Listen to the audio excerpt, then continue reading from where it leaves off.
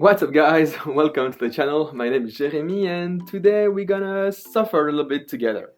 You see, a year and a half ago I tried to run my first marathon. As a matter of fact, I didn't try, I succeeded. I became a marathoner 1 year and a half ago. The thing is, at the time I went through a complete training of 16 weeks, and although my preparation was a bit of a roller coaster because of COVID cancelling the race and having to extend my training, etc., it was still a very prepared experience. And I'm gonna be honest, this was very transformative, and I realized that with the proper preparation you really can overcome almost anything. But today I want to do a slightly different experience. I like to try to run the exact same marathon route that I ran 1 year and a half ago, except this time I'll have absolutely no preparation. You see, if you've been following the channel, you've seen a lot of challenges that I've done previously. For instance, I ran 10k every day for 100 days. I ran 100 kilometers in a week, or I ran a half marathon every single day for a week. I did all those challenges, but the common point in all those challenges is, first, I never ran more than 30 kilometers, so like 18 miles tops since the last time I ran a marathon. And also, all those challenges that I've did, I've always been running them at a slow pace or a comfortable pace, because the idea was being able to repeat the effort, but I wasn't really working on the pace at the time, which is the opposite of my previous marathon preparation, where I was working on the pace a lot. So basically, in 1.5 years, I didn't do any sprints, intervals. I did a few tempo runs, but that's probably the only thing I've done in terms of speed work. Plus, I didn't run near to a marathon distance. Nevertheless, I would very much like to understand, is my body able to run a marathon now with no training at all? The only training, so to say, would be that, yes, I've been running regularly and I've been trying to keep myself busy with other physical exercise. So I'm in a decent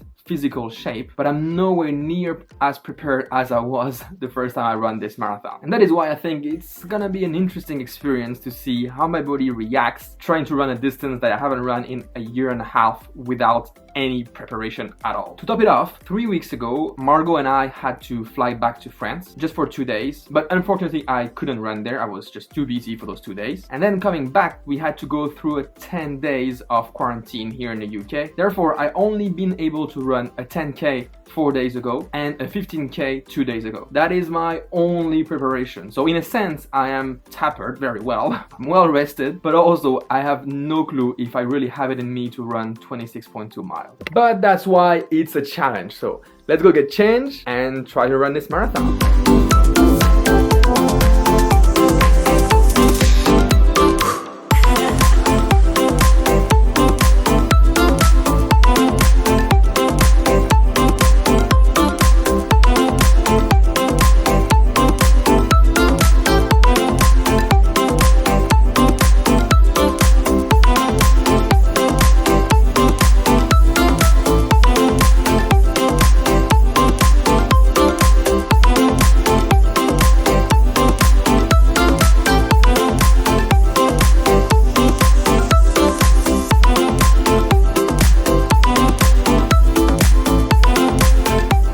That's it, already equipped. Backpack, water bottles, bladder, gels, headphones for the audiobook. So I think we're ready now. Let's go and run a marathon.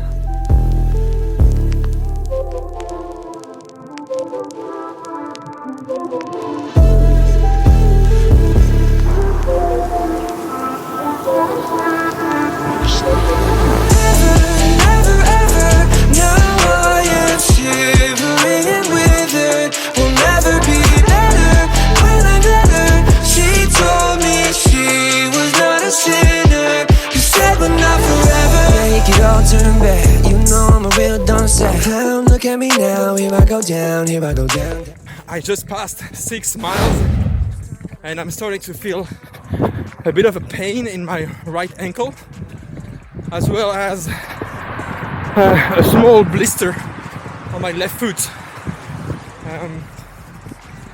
The ankle pain is probably gonna go away, as most of the joint pain do at some point. But the blister, this is not a good sign. She told me she was not a sinner. said we're not forever. I couldn't tell by your face, yeah, but I could just tell by the taste, yeah. I know it was part of the plan, yeah, but I'm making sense of it now, yeah. I'm feeling like I'm just about to pass in front of my house, which is one of the cruel aspects of this route I've chosen, is that I'm doing one lap of 10 miles, another one of 10 miles, the same, and then a final 6 miles. So it means that 2 times I'm gonna have to pass in front of my house after running 10 and 20 miles without being able to stop. liberated with it, will never be better. Will another, she told me she was not a sinner. You said we're not forever.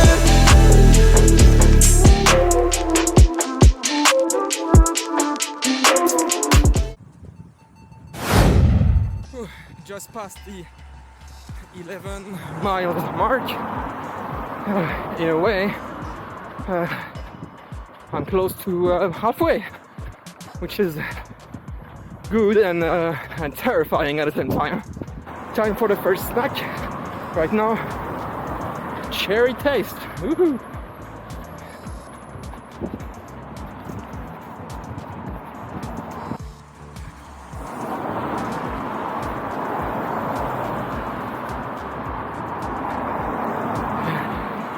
Yummy!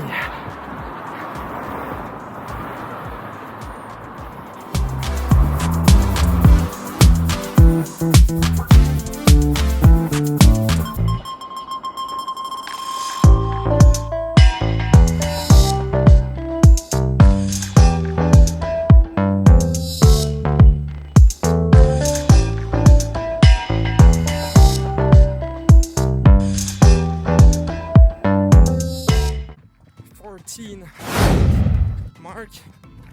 I'm officially closer to the end than to the beginning. I'm not sure if it's a good thing.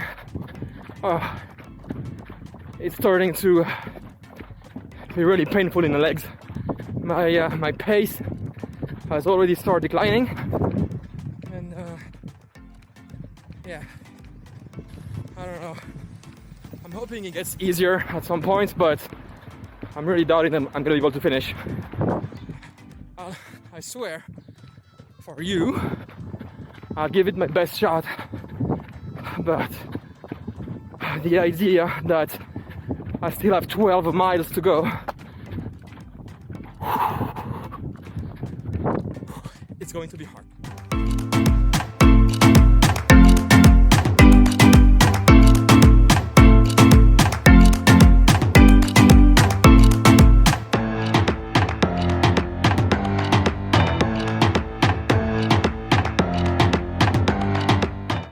Kilometers done. Oh, my legs are hurting. They're starting to be like the double of their usual weight. And one thing is pretty clear for now is that if I start walking, it's gonna do a lot more hurting than it will do recovering. So for sure, no walking or I won't start running again. Anyhow, 12 more kilometers. Let's do this. Let's do this.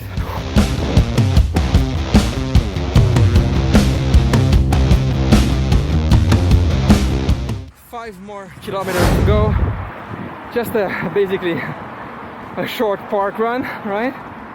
Oh, I am changing a bit my strategy, so to say. The plan was to never walk, but I just couldn't.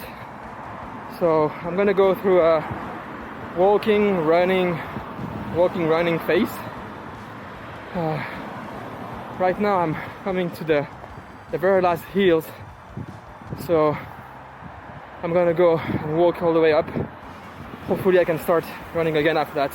That is why you should always prepare for a marathon.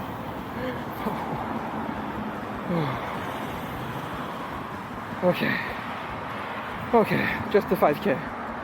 Just a simple 5K.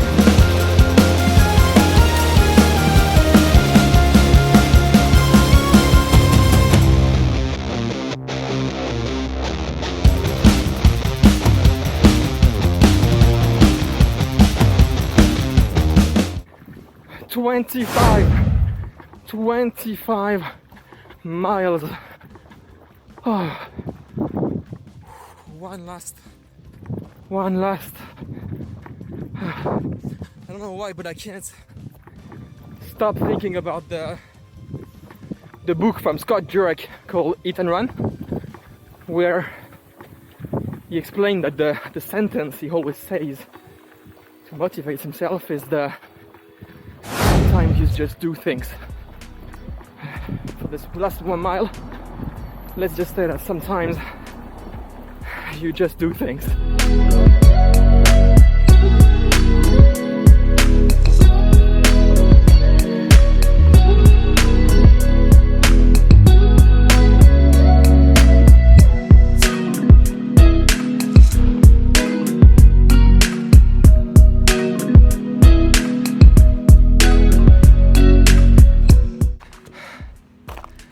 It's probably a very bad coincidence, but the battery of the camera just died as I was finishing this incredibly long run. But that's it. I'm not sure if you can see it. 42.2 kilometers, 26.2 miles. Wow, without a doubt, the hardest run ever. Ooh.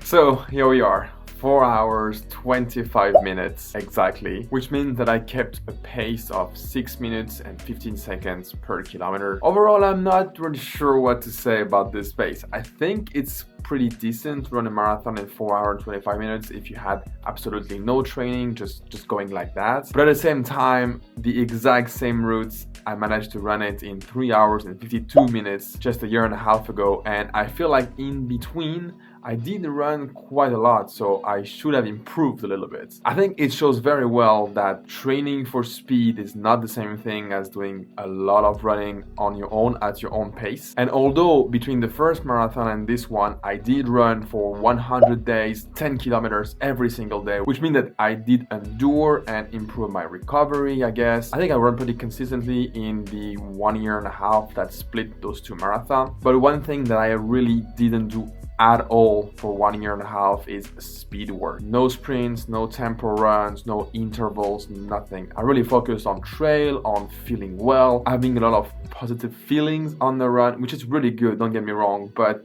I think it's a compromise when you want to only enjoy your run and never pushing or never going harder at it and working on the speed. Then of course you're not going as fast as you want to go. I kind of knew, I think, that I was not going to run as fast as last time, but I think the hard thing to understand was how much was I gonna be faster or slower. So here we are, 3 hours 52 minutes compared to 4 hours 25 minutes. So overall, half an hour, 32 minutes to be precise. That's the time I lost. If I look at the race a little more, I think I was in a decent shape for my two first big laps, the two 16K laps. So after 32 kilometers, I think I was okay, so to say, but I could feel that my legs were hurting a lot more than what I remember from my first marathon. And therefore I knew that this last 10K were going to be really hard. Also, I only ate one gel for the whole marathon. I don't know why my stomach wasn't feeling really great, so I just didn't want to put more food in. Maybe it was a mistake because I ended up walking 3 times on the last loop. Basically, anytime there was a hill, I just took it as an opportunity to just try to do a sort of a power walk, but still losing a lot of time there. Overall, I'm really happy that I've managed to run this far, and although sometimes, you know, at the time you clock the time, you feel a bit like, oh,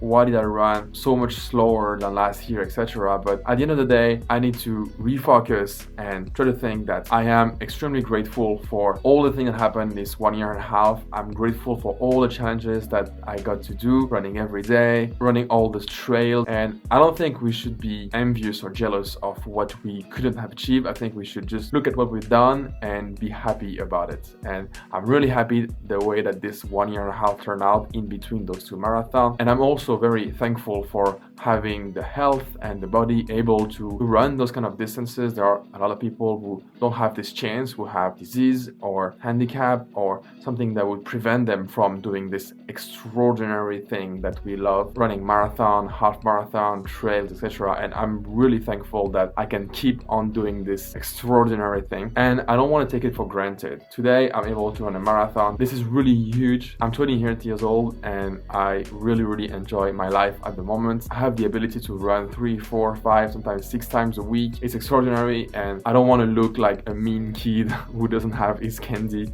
just because I couldn't run a marathon faster than last time. So I'm really happy I did it. It was truly amazing. I encourage you, actually, if you have already done a PB on a certain distance, you could try it one day. You just wake up and you say, okay, let's run the same route and let's see how I can do with or without training. I think it's a really good thing to understand your body, understand how you react, and overall I think I learned a lot about my body today, and I think the whole experience was extremely positive. Regarding the audiobook recommendation, I ran this marathon listening to the second book of the Millennium Trilogy, which is The Girl with Flaming Fire. Really great book. It really kept me captivated during this whole run. I'll put a link in the description if you want. I think Audible is still doing this 1-month trial where you can just try it, you download one book, you listen to it. If you don't like it, you can just cancel completely free of charge. But I'm quite sure that you will stay on a subscription because listening to audiobooks while running is really fantastic. One thing that is pretty clear is that if you really follow a training plan, there is a lot more chance to success. That is why, if you want, I've made a complete video. It's quite a dense video of 25 minutes where I explain week by week, session by session, everything I did for my first marathon. It's a 14 weeks program. It's very easy to follow. It's not based on heartbeat or anything like that. Any beginner can do it with a phone. It's focusing very much on speed work. Therefore, we don't spend a lot of time on the run. Instead, you're going to focus on intervals, sprints, tempo run, etc. to improve your speed and improve your